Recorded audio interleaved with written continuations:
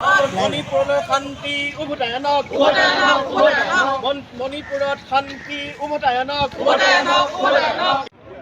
এই চুবুৰীয়া ৰাজ্যখন কেনেকৈ জ্বলিছে আমি সকলোৱে দেখিছোঁ আৰু ইয়াৰ কাৰণে সম্পূৰ্ণ দায়ী হৈছে বিজেপি তাৰ চৰকাৰ। কাৰণ এই চৰকাৰখনে 50 দিন ধৰি তাতে হত্যা লুণ্ঠন চলাৰ পাছতো পৰিস্থিতি নিয়ন্ত্ৰণ কৰাত শোচনীয়ভাৱে ব্যৰ্থ হৈছে। বৰং ধাৰণা হৈছে যে বিজেপি চৰকাৰে পাকে প্ৰকাৰে এই অশান্তি চলি থাকিবলৈ দিছে। গতিকে আমাৰ প্ৰথম দাবী হ'ল যে মণিপুৰত যিখন বিজেপি চৰকাৰ আছে বীৰেন সিঙৰ নেতৃত্বত এই চৰকাৰখন অনতিপলমে বৰ্খাস্ত কৰিব লাগে।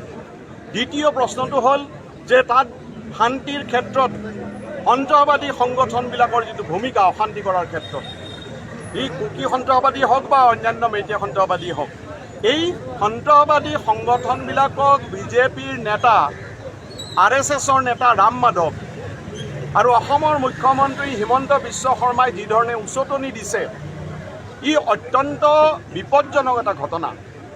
কাৰণ তেওঁলোকে এই যে কুকি সন্ত্ৰাসবাদী সংগঠনৰ নেতা হাউকিপে NIA কোৰ্টত এফিডেভিট দি পেলাই কৈছে যে 2017 চনত যিটো বিধানসভা নিৰ্বাচন হৈছিল মণিপুৰত, এই বিধানসভা নিৰ্বাচনত বিজেপিয়ে জয়লাভ কৰাৰ কাৰণে কুকি উগ্ৰপন্থী সংগঠনৰ সৈতে দস্তুৰমত চুক্তি কৰিছিল।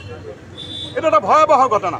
গতিকে আমি ইতিমধ্যে দাবী কৰিছোঁ, আপোনালোকে জানে যে 12টা দলে লগ লাগি পেলাই আমি ধৰ্ণা দিছোঁ লক্ষীধৰ বৰাৰ ক্ষেত্ৰত যে অসমৰ মুখ্যমন্ত্ৰী অনতিপলমে পদত্যাগ কৰিব লাগে আৰু যদি পদত্যাগ নকৰে তেনেহ'লে ৰাষ্ট্ৰপতিয়ে তেওঁক বৰ্খাস্ত কৰাৰ ব্যৱস্থা গ্ৰহণ কৰিব লাগে।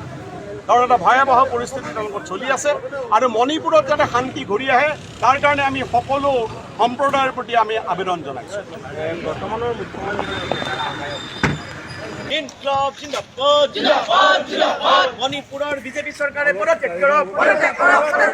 মণিপুৰৰ বিজেপি চৰকাৰে পদত্যাগ কৰক।